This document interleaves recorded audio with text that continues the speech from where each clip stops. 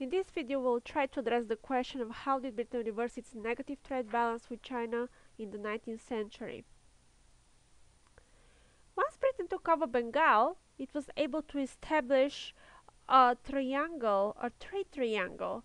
Britain basically exported manufactured goods to the state of Bengal, which now became a part of the British colony, and exchanged it for opium. Opium was produced in Bengal.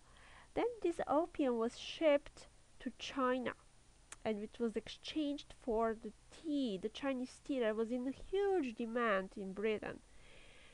In 1839, the Indian opium entering China was enough to supply 10 million addicts. The Chinese government tried to stop the trade in opium and to prevent the Chinese from getting easy access to opium. And eventually this led to opium wars, military conflict between Britain and China, and these opium wars lasted between 1839 and 1860. Britain won the wars.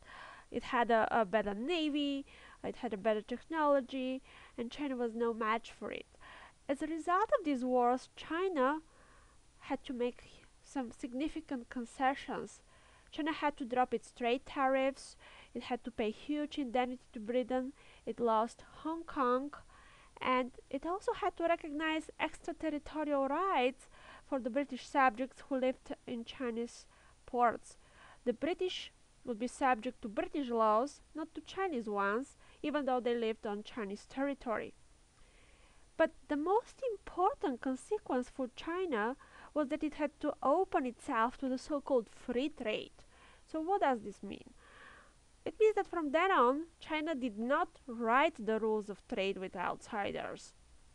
It was the British, other Europeans, and later the Americans who were in charge of writing these rules, establishing these trade rules.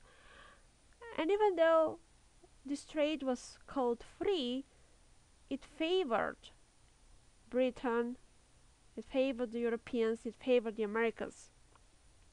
China was also forced to, or it was open to imports of finished goods from Britain.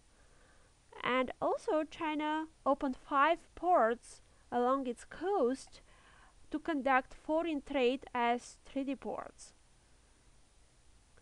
Now, the ironic thing is that by the 1860s, even though Britain had won its wars against China and had opened China for trade, it had to compete with other Europeans and with the United States for access to Chinese trade. And eventually the United States began to outsell Britain. So to recap, by 1860s, Britain had reversed its negative trade balance with China. Now the balance favored Britain, and Britain was able to trade opium for Chinese tea and was able to open China for its manufactured goods. And how did it do it? Well, it did it first through conquest.